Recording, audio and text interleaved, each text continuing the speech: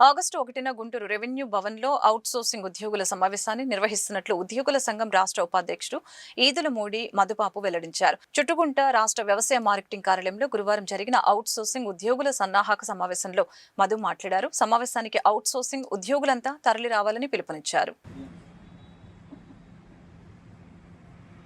వర్ధిల్లాలి అవుట్సోర్సింగ్ ఉద్యోగుల ఐక్యత. వర్ధిల్లాలి అవుట్సోర్సింగ్ ఉద్యోగుల ఐక్యత.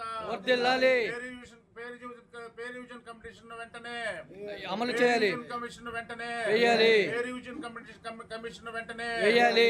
ఐఆర్ వెంటనే ఇవ్వాలి. ఐఆర్ వెంటనే ఇవ్వాలి.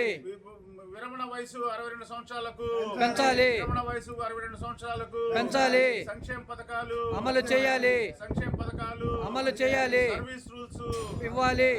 సర్వీస్ రూల్స్ ఇవ్వాలి. సర్వీస్ రూల్స్ ఇవ్వాలి. వర్ధిల్లాలి ఆంధ్రప్రదేశ్ అవుట్సోర్సింగ్ ఎంప్లాయీస్ అసోసియేషన్. వర్ధిల్లాలి. వర్ధిల్లాలి ఆంధ్రప్రదేశ్ అవుట్సోర్సింగ్ ఎంప్లాయీస్ అసోసియేషన్. వర్ధిల్లాలి. వర్ధిల్లాలి ఏపీజేసీ అమరావతి. వర్ధిల్లాలి. ఏపీజేసీ అమరావతి. వర్ధిల్లాలి. వర్ధిల్లాలి బొప్పరాజు గారి నాయకత్వం. వర్ధిల్లాలి. వర్ధిల్లాలి బొప్పరాజు గారి నాయకత్వం. వర్ధిల్లాలి. ఈ నెల 1వ తేదీన శనివారం రోజు రిజిస్టర్ ఆఫీస్ ప్రాంగణంలోని రెవెన్యూ భవన్లో మన జిల్లాలోని అన్ని ప్రభుత్వ కార్యాలయాల్లో పనిచేస్తున్న అవుట్సోర్సింగ్ ఉద్యోగుల సమావేశం జరుగుతుంది. ఈ సమావేశానికి ఏపీజేసీ అమరావతి చైర్మన్ బొప్పరాజు గారు వస్తున్నారు. ఈ మీటింగ్ ఉద్దేశం ఏంటంటే, ప్రభుత్వం మేనిఫెస్టోలో పెట్టిన విధంగా ఇంతవరకు అవుట్సోర్సింగ్ ఉద్యోగులకు సంక్షేమ పథకాలు ఇవ్వలేదు. అదేవిధంగా ఉద్యోగ భద్రత లేదు అవుట్సోర్సింగ్ ఉద్యోగులకి.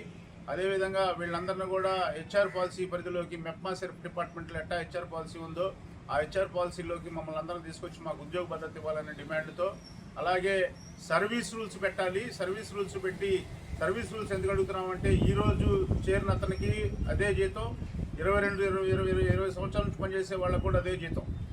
సీనియారిటీ ప్రాతిపదికన జీతాలు కూడా ఇంక్రిమెంట్లు పెంచాలని చెప్పి, అలాగే ప్రభుత్వ ఉద్యోగులకు ఏదైతే వయోపరిమితి రిటైర్మెంట్ వయసు పెంచారో అదే 62 సంవత్సరాలు మాకు కూడా వర్తింపజేయాలని చెప్పి, ఇలా అవుట్సోర్సింగ్ ఉద్యోగుల సమస్యల మీద ప్రభుత్వం ఆలోచన చేయాలని చెప్పిన ఉద్దేశంతో ఒక సమావేశం పెట్టి, ఈ ఏదైతే ప్రభుత్వ ఉద్యోగులు 2వ తారీఖు ప్రభుత్వ సంఘాలతో చర్చలు ఉన్నాయో ఆ చర్చల్లో పిఆర్సీ కమిషన్ కూడా వాళ్ళు అడుగుతూ ఉన్నారు. మేము కూడా పిఆర్సీ కమిషన్ వెంటనే వేసి ఆ పిఆర్సీ కమిషన్లో మమ్మల్ని కూడా భాగస్వామ్యంలో చేసి, ఈ పిఆర్సీ కమిషన్ రిపోర్ట్ ఇచ్చేటప్పటికి సంవత్సరం టైం పట్టింది కాబట్టి ఈ లోపు మాకు కూడా ఐఆర్ ప్రకటించి మమ్మల్ని మా కుటుంబాలను ఆదుకోవాలని చెప్పి ఈ దిశగా ప్రభుత్వం ఆలోచన చేయాలని చెప్పి మేము ప్రభుత్వాన్ని కోరుతా ఉన్నాం.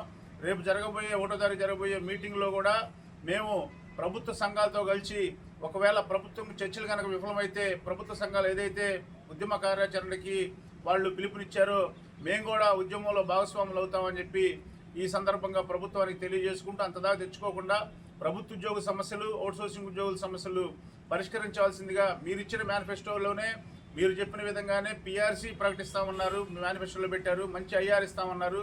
మేము అదే అడుగుతున్నాం, కానీ గొంతెమ్మ కోరికలు మేమేం కోరట్లేదు. మిమ్మల్ని ప్రభుత్వాన్ని అదనంగా మేము డిమాండ్ చేసేది ఏమీ లేదు. మీరు చెప్పిన హామీల మీదే మేము మిమ్మల్ని అడుగుతూ ఉన్నాం. 2.5 సంవత్సరాలు అవుతున్నప్పటికీ ఇంతవరకు ఏ హామీ నెరవేర్చలేదు కాబట్టి మీరు తప్పకుండా ఈ హామీలను నెరవేర్చి మేము మీకు రుణపడి ఉండేటట్టు మీ ప్రభుత్వం వ్యవహరించాలని చెప్పి ఈ సందర్భంగా తెలియజేస్తా ఉన్నాను.